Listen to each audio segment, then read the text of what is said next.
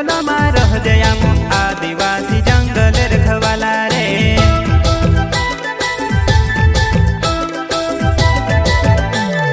चल जंगल जमीन काजे पूजे रे आदिवासी दुनिया ने रखवाला रे। बाप देव खतरी काज पूजे रे आदिवासी सबसे निराला रे।